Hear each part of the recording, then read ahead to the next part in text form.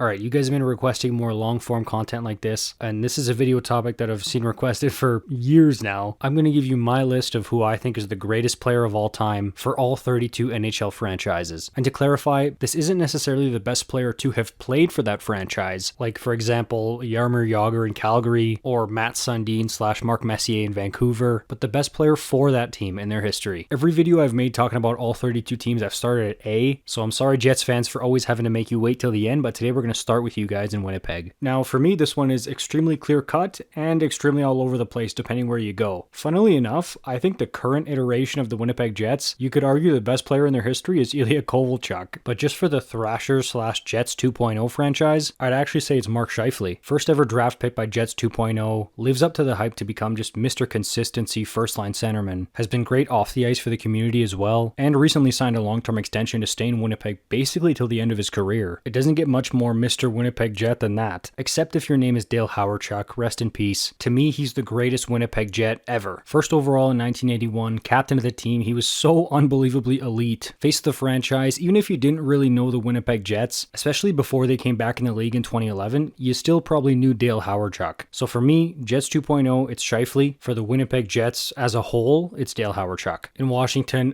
this is such a duh. It's Mr. Kegstand with the Stanley Cup himself. There have been some pretty great Washington Capitals, whether it's Peter Bondra, Adam Oates, Nicholas Backstrom, but nobody's touching Ovi. Now over to Vegas. This is an interesting one. We're talking about a franchise that's still pretty young. There are a couple candidates, whether it's Mark Stone or William Karlsson. I do think ideally here, though, the criteria should be A, was a golden misfit who was part of the Vegas Strong Cinderella Cup final run in 2018, remained a great player for the team for years, and won the Stanley Cup with them in 2023. For that reason, I think it's got to be Jonathan Marchessault, and to make it even more of a bullseye, he also won the Conn Smythe, and he has the most points and goals in their history. Fairly obvious, albeit probably still a bit painful for Golden Knights fans, given they just lost him to Nashville. Vancouver, for me, is where we get to our first really tough one. You've got Pavel Bure, who's very much in the running. Trevor Linden was such a legend for this team. Marcus Naslund, and of course the Sedins, which you'd have to pick between, at risk of it just being a cop-out answer of, oh yeah, the greatest player are the Sedins. I boiled it down to Pavel Bure versus Henrik Sedin. At first my tiebreaker was going to be, alright, who brought their team closer to a Stanley Cup? But the thing is, both of them brought the Canucks to Game 7 of the Cup final. I will say this, I think Pavel Bure is the most electrifying player the Canucks have ever had, but the title of greatest in Canucks history I think goes to Henrik. He wears the crown for points and games played in the team's history. He was a phenomenal captain for the team for almost a decade, and had his fair share of unreal, elite individual seasons. I'm going 33 on this one. Utah's a confusing one for me. Do I go back to Phoenix? Do I go back to Winnipeg? Do I stay in Utah where they haven't played a single game yet? We already did Winnipeg, so if we're going back to Arizona, it's got to be Shane Doan. And if we're talking strictly Utah, again, kind of strange because they haven't played at all, but I'm going to say probably Clayton Keller. Now over to Toronto, who these original 6 ones are going to be tough. Actually, maybe not, but this one certainly is. You've got Dave Keon, Daryl Sittler, Doug Gilmour, Matt Sundin, Wendell Clark, Boreas Salming. One of them was literally the inspiration behind Canada, the store. God rest he and Boreas' souls. But ultimately, I decided to go with Dave Keon here. Now, obviously, I never watched this guy play for the Maple Leafs, but that doesn't mean I don't respect the history, the tradition, the great moments of this organization's past. I've known quite a few Torontonians, Ontarians, even Newfoundlanders who were Leaf fans through and through, and they just rave about Dave Keon. 15 seasons with the Leafs, 4 Stanley Cups, Conn Smythe Trophy, wore the C for 7 seasons in Toronto. This guy is beloved as like a quintessential Toronto Maple Leaf. And as much as I love Sundin and Clark and Matthews, I gotta go Keon here. In Tampa, this one probably stings right now, but I gotta go Steven Stamkos. I considered Marty St. Louis and Vinny LeCavalier here as well, but ultimately I just think Stamkos' body of work as a member of the Lightning is just superior to anyone else who's put on the uniform. Holds the team record for goals, points, and games played, 2 Rocket Richard trophies including a 60-goal season, over a decade as captain of the team, 2 Stanley Cups, and just all around a really, really good person and great representative of the Tampa Bay Lightning. I think this one's pretty cut and dry. For the Blues, I think it's definitely between Brett Hull and Bernie Federko. I think I gotta go Brett Hull on this one. Federko was definitely consistent in putting up all-star season after all-star season, but the numbers that prime Brett Hull were putting up were just straight up silly season. That 86-goal, 131-point season, and then you follow that up with 70 goals right after that. I think Hull is definitely looked at as the most famous St. Louis Blue of all time, even more so after how he celebrated the 2019 Cup. So I do think he certainly has his spot at the front of the Blues Mount Rushmore. Gloria! Seattle, another spicy one because again, the franchise is just so new. I could definitely see Matty Beniers taking control of this spot one day. First and highest pick in the franchise's history, won the Calder, #1 centerman of the future, even with that sophomore slump he had. But as of right now, I think it's Jared McCann. Expansion draft pick by the team and instantly explodes into an offensive star. As I'm sure you could guess, he's got the most goals and points in Kraken history. Kinda wild how a guy who bounced around a bit, was trying to find his footing in the league and establish himself as a third or second line player, can turn into the greatest player in a franchise's history, even if it's just for a few years. In San Jose, it's between two guys that'll always have a special place in my heart, Patrick Marleau and Joe Thornton. Now, some people, including myself at first glance, would maybe say Joe Thornton here, and I wouldn't blame you. Like, at the height of this guy's career with the Sharks, he was one of the best playmakers in the history of the game. But Marleau is the one who really is Mr. San Jose Shark, and that's coming from a huge Jumbo Joe fan. And I know some of this is because Thornton kept playing once Marleau was finished, but it was just the right thing for Marleau's number 12 to be the first number retired in Sharks history. Holds the record in goals, points, games played, all that jazz. He was such a good player for them for so long. Came back to play for the Sharks on 2 separate occasions, and finished his career there with the full 56-game slate in the shortened 2021 season. I do wish he and Thornton got to lift the cup in 2016, but other than that, this guy had like the perfect storybook San Jose Sharks career. It's got to be him. In Pittsburgh, look, I love Sidney Crosby as much as the next guy. I think that new $8.7 deal he signed is just even further proof of his diehard loyalty to Pittsburgh. He's got one more cup than Mario. He's exhibited great perseverance and determination in his career. He's been the best player in the world. He's got a bushel full of signature moments. With most of the other franchises on this list, he would be the slam dunk pick here. But for that little penguin holding a hockey stick, or the Robo Penguin, it's 66. The guy saved the franchise basically twice. Once in terms of ownership, and the other just simply from buzz about him being on the team. He beat cancer, came out of retirement to come back and play for the team, holds all the major records for the franchise except for games played, and even helped usher in the next era of Penguins hockey in the form of a rookie Sidney Crosby. I gotta go with Super Mario here. For Philly, one of the most iconic pictures in hockey history. 2-time Stanley Cup champion with the team with 3 Hart trophies, a Lester B. Pearson, and a Selke trophy for good measure, plus was a longtime captain of the club. It's Bobby Clarke here. I don't think there's much question except maybe save for Bernie Parent. Honorable mentions to John LeClair, Eric Lindros, and Claude Giroux. In Ottawa, prime Erik Karlsson maybe makes this a bit closer of a race than it would have otherwise been, but I still think Daniel Alfredsson is the slam dunk clear pick here. Man, do they love Alfie in Ottawa, and rightfully so. Longtime captain, played 17 seasons in the uniform, holds all the major records, and maybe most importantly, took them as close as they've ever been to a Stanley Cup with that great finals run in 07. His numbers in the rafters where it belongs. He's the quintessential Ottawa Senator. You gotta love Alfie. For the Rangers, this franchise has been around for so long. There's Rod Gilbert, whose nickname is literally Mr. Ranger. Mark Messier is, of course, legendary in that market. My favorite Ranger of all time, King Henrik. Mike Richter, Merrick Malik, simply for the epic Statue of Liberty celebration. But for me, the choice here is Brian Leetch. 1,000 points as a defenseman, 17 seasons with the team, including a Stanley Cup in 94. Who's more beloved between Leetch and Messier? I'm not sure. Have a feeling it might be Messier with the guarantee, and he was the captain for that 94 Cup. But I went with Leetch here because he's a homegrown Ranger, drafted by the team, played almost his entire career there. All of his best years were in that uniform, whereas Messier was only a Ranger for a fraction of his career. But Ranger fans, let me know what you think in the comments. On the island, it's going to go to one of the big 3 in that amazing era of Islanders hockey, when they were winning all those Stanley Cups, either Denny Potvin, Brian Trottier, or Mike Bossy. This really seems to be quite the debate among Islander fans, because on one hand, Bossy was just such a special goal-scoring talent, rest in peace, but Trottier did everything, all over the ice. All 3 of them were legends, and you can throw Billy Smith and Pat LaFontaine in that mix too. But to me, the classic textbook Islander legend is Mike Bossy. In New Jersey, for me, it's between Marty Brodeur and Scott Stevens. Devils fans, let me know your feelings on this, but for me, Marty Brodeur is pretty clearly the greatest New Jersey Devil of all time. Nashville's an interesting one because I think it's relatively close between Roman Josi, Shea Weber, and Pekka Rinne. 2 longtime captain franchise defensemen, and Rinne, his impact on this franchise and on the fan base is kind of immeasurable. Like, he's so beloved in Music City, and for good reason. He was so good and consistent for so long. The closest they've ever been to a Stanley Cup in 2017. Mike Fisher might have been wearing the C, and that decor of Josi, Ellis, Ekholm, and Subban was just incredible. But Rinne led them on the ice. He was the MVP of that team. Much like Marleau in San Jose, Rinne's 35 was the first number to be retired in Preds history. I think he's the choice here. 2 goalies in a row between him and Brodeur. Josi definitely has a chance to challenge for that spot. He's been wearing the C for so long. He's been so elite, and he's still got 4 years left on his deal. If they win a cup now with Stamkos, Marchessault, and Shea in the fold, that could maybe start to change the conversation a little bit, but for right now, I gotta still go with Rinne. Marine. In Montreal, it's obvious, Michael Pezzetta. Kidding, but I love Pezzetta, he's awesome. So many legends to choose from here, it'll make your head spin. Lafleur, Béliveau, Cournoyer, Roy, Dryden, Henri Richard, Robinson, Geoffrion, Jacques Plante, the list goes on and on. But to me, the number one spot, it has to go to this guy. He's basically the Babe Ruth of hockey, like the original hockey legend, Maurice Richard. This franchise is 115 years old, and the legend of the Rocket still burns brighter than any other in their history. Everything from the hockey sweater to the trophy to the movies and retellings, the legacy of number 9 is truly remarkable. In Minnesota, I wondered for a while about putting Kaprizov here. I did. I do think he's definitely the most talented player in Wild history, and maybe one day he'll be considered the greatest, but I still gotta go with Mikko Koivu here. He meant so much to this franchise for so long. He was drafted just 1 year after their inception. He was named the first permanent captain in Wild history in 2009, and held that all the way up to 2020. He may not have been the most skilled or flashiest player on the team, but he absolutely is Mr. Minnesota Wild. Captained them through all their best seasons except for that one in 03 where they made it to the third round. Consummate leader in pro, leads the franchise in games played and points. He's my pick here, although honorable mention to Marian Gaborik. LA's real tough because Gretzky going to the Kings revolutionized the sport in the States and in California. Many would argue that's the reason that the Anaheim Ducks and San Jose Sharks even exist. Then there's Marcel Dion, who's such a legend for this franchise. He was probably the first major superstar for this team in the Triple Crown line. So many unreal offensive seasons from him during his time in LA. Then there's Luc Robitaille, so beloved by that franchise and fan base. He's right up there too. Dustin Brown captained this team to their only 2 Stanley Cups. Dude's got a statue outside the arena now and his number is retired. Quick, Doughty, there's so many choices here. I think this very well might be the toughest out of all 32 teams. Ultimately though, I went with Anze Kopitar here due to a few key factors. Number 1, the Stanley Cups. He may not have captained the team on both runs, but he led the team in scoring in both regular seasons and playoffs, was named captain not too long after with Dustin Brown still being on the team, has been the unshakable pillar number 1 centerman for them for what feels like forever now. He's got the games played record for the franchise. He's closer to Dion in all-time points than I thought he was, which is really impressive in the modern NHL and given that he's such a complete player. Robitaille and Dion were such insane goal scorers for this team, but I think Kopitar's the greatest overall player. Again, not most talented in their history because then we're talking Gretzky, but the massive impact Kopitar had for those 2 cup-winning teams, plus before and after those 2 teams, and continues to have to this day. Plus he's still got some runway to continue building his legacy in LA. He's my pick here. The Panthers one has gotten a lot more interesting in the past couple of years. Luongo is for sure in this conversation. Tkachuk, I think, is in this conversation. Olli Jokinen with a bit of an outside shot, but still hanging around. Even Huberdeau, I don't think he's number 1, but I'd probably still have him in the top 5. But to me, number 1 was already solidified, even more so now that he's won the cup as the captain. It's Barkov. I don't think this one needs much justification. He's been everything they could have asked of and more from a second overall pick. Had an unreal playoffs. It's an understatement to say he was a big part of their cup win. Amazing on both sides of the puck, Selke winner, franchise number 1 centerman, holds all the major records, goals, points, games played, even assists. 16's the guy here. In Edmonton, do I even need to say it? You know who it is, I know who it is. Let's both take a second to remember the greatness of the double nines and move forward. In Detroit, similar story. Yes, there are greats here. Yzerman, Lidstrom, Datsuk, Zetterberg, Fedorov, Ted Lindsay, but there's a right answer here and it's the great Gordie Howe. His nickname was literally Mr. Hockey. It doesn't get much better than that. He was Gretzky's idol, had a marvelous career and by all accounts was a marvelous person as well. Rest in peace, Mr. Hockey. You're one of the greats. In Dallas, Jamie Benn is rising up the ranks here, especially if he can win a cup with the team, but I think it's still clearly Mike Modano. One of, if not the greatest American player of all time, led them in scoring in the regular season and playoffs of their cup winning year. Goals, points, games played, they're all his. I think he's the clear choice here. In Columbus, rest in peace Johnny and Matthew Gaudreau. You'll be in the hearts and minds of the hockey community forever. I'd love to see both the Flames and Blue Jackets consider raising number 13 to the rafters. My pick for the Jackets is a guy who was just promoted to Director of Hockey Operations. Even though he wasn't part of that 2019 Cinderella Blue Jackets team that made it to Game 6 of Round 2, the furthest the franchise has ever been, I still think Rick Nash is the greatest Blue Jacket ever. First overall pick who lived up to the hype, was a superstar face of the franchise for them, captained them for a long time, holds all the major records for them, and came back to work with them post-retirement. He's a Blue Jacket through and through. He's my pick here. In Colorado, Nathan MacKinnon's climbing up the ranks. If he has more seasons like the one he just had and maybe wins another cup or 2, he's locked in long-term in Colorado. I could see him challenging for this thing, but as of now, I still got to give it to Joe Sakic. Captain for 2 cups, over 600 goals, 1,600 points, almost 1,400 games played. Granted, some of those are with the Nordiques. For a franchise that's had Peter Forsberg, Rob Blake, Adam Foote, Milan Hayduk, Ray Bourque, Patrick Waugh, and now McKinnon, Makar, and Rantanen, it says something about the player and the guy that Joe Sakic is still the marquee legend for this franchise. Plus, he won another cup with them as the GM in 2022. Gotta go with 19 here. And speaking of 19s, Chicago's a tough one. Taves and Kane headlined that dynasty that won 3 cups for the franchise. they're obviously in the mix, but the Hawks have such a long storied history that you can't forget about guys like Stan Mikita, Denny Savard, Tony Esposito, Chris Chelios, and many others. I thought about Taves here, but even though he was the captain for those 3 cups, I do feel like you could argue that Kane or Keith or both were equally important and great on those runs. I mean, Patrick Kane scored the Stanley Cup winning goal in 2010. It's quite the toss-up choosing between Taves or Kane, so I'm going to go with Stan Mikita. Still holds the franchise record for games played, points, and assists, and is second in goals only behind Bobby Hull. Won the cup in 61 with the team, captained them, and even though I never saw him play, that number 21 is so synonymous with the Chicago Blackhawks franchise. He's got a statue outside the United Center alongside Bobby Hull. He's who I'm going with here. Carolina's an interesting one because you've got Eric Stahl in the mix, Brenda Moore I'd put in there, Sebastian Aho I think is climbing up here. Ron Francis is a really interesting one here because Carolina was the Hartford Whalers before, and Francis absolutely lit it up with them, and then came back to finish out his career in Carolina, except for those 12 games he played in Toronto in 04. So looking at the Carolina-Hartford franchise, Ron Francis is absolutely the greatest player. But if you were to look at strictly the Carolina Hurricanes, Francis only played 6 seasons for them and wasn't part of the 06 winning cup team. So the franchise in all its iterations, it's Ron Francis, but for the Carolina Hurricanes themselves, I'm actually going Eric Stahl here. Had an insane season in playoffs for the cup-winning 2006 team, as a 21-year-old no less. Later went on to captain the Hurricanes and play for them for 12 seasons. For most of that time, he was the face of the franchise superstar. Kind of wild that his brother Jordan's the captain of that same team and has been for 5 years, and surpasses Eric this year by playing his 13th season with Carolina. In Calgary, the Flames have had some pretty awesome players over the years. Again, RIP Johnny and Matthew. Would love to see that number 13 in the rafters of the Saddle Dome. To me here, it's between Lanny McDonald and Jarome Iginla. I love them both. I am a little biased because I grew up such a big Iginla fan. Lanny did win the franchise's only Stanley Cup as the captain, and Iginla, well,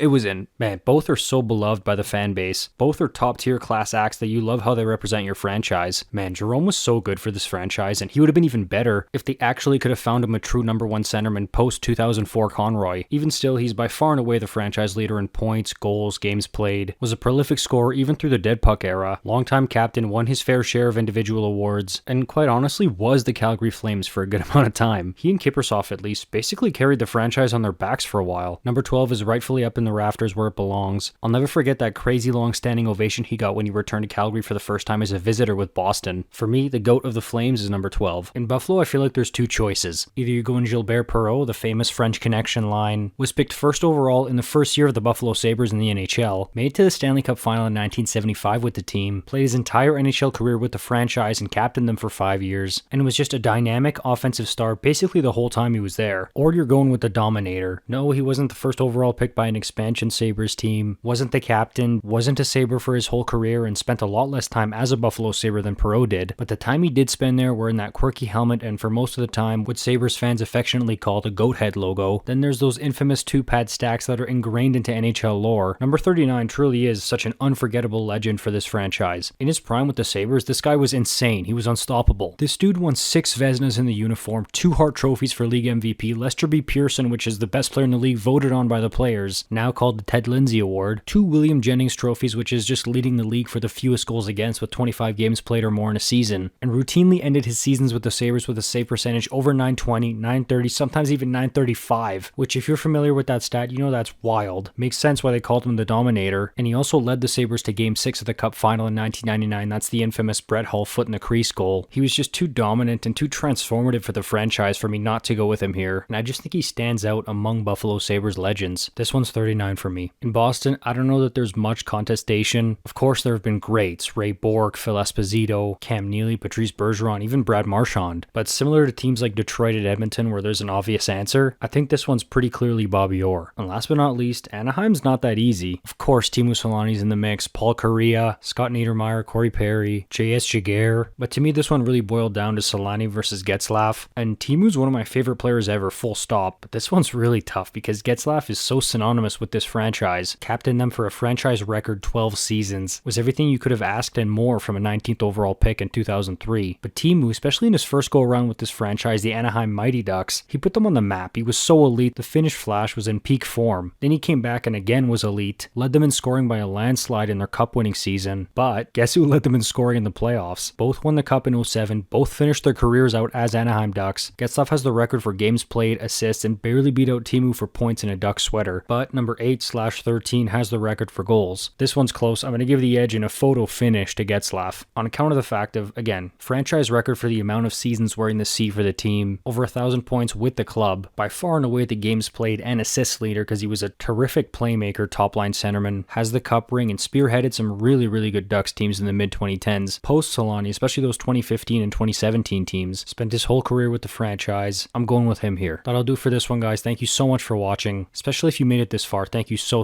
much. You're all truly awesome. Let me know what other long-form videos like this you'd like me to do. Might take me a year or two, but I'll hopefully get around to it. These take a ton of time to make, but they're so much fun, so I would really appreciate it if you could hit the like button and subscribe if you're new. Thank you again. You're the best. I'll see you in the next one.